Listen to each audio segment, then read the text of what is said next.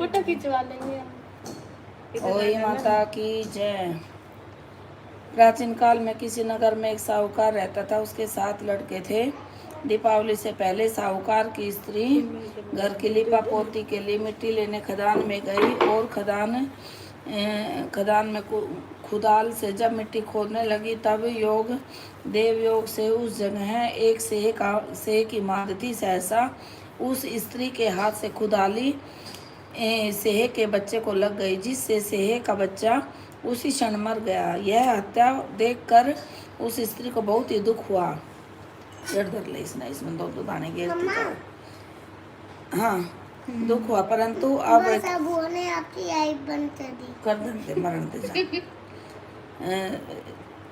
बहुत दुख। अब क्या हो सकता है। वह स्त्री पश्चाताप करती हुई अपने घर आ गई। कुछ दिन बाद के उस स्त्री का लड़का मर गया, फिर दूसरा, फिर तीसरा, अर्थात 1 वर्ष में उसके 7 लड़के मर गए। इस पर स्त्री दिन रात अत्यंत दुखित रहने लगी। एक दिन उसने अपने पड़ोस की स्त्रियों से रो रो कर कहा कि मैंने जानबूझकर कोई पाप नहीं किया।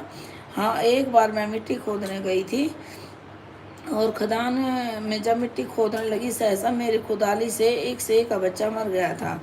तभी से 1 वर्ष के भीतर ही मेरे 7 लड़के मर गए। यह सुनकर उन स्त्रियों ने धैर्य रखते हुए कहा कि तुमने जो यह बात हम सबको बताई है, यह सुनकर पश्चाताप किया है, इससे तेरा आधा पाप तो नष्ट हो गया और अब तुम उसी अष्टमी को भगवती की शरण में सेह और सेह के बच्चों का चित्र बनाकर उनकी पूजा किया करो और क्षमा याचना करो। ईश्वर की कृपा से तुम्हारा समस्त पाप धुल जाएगा और तुम्हें पहले की तरह से ही पुत्रों की प्राप्ति होगी। उन सब की बात मानकर उसी स्त्री ने कार्तिक मास की कृष्ण पक्ष की अष्टमी को व्रत किया और हर साल वह व्रत और पूजन करती रही। फिर उससे ईश्वर की कृपा से उसके पुत्र की प्राप्ति हुई। तभी से इस व्रत की परंपरा चली आ रही। बोलो होई माता की जय।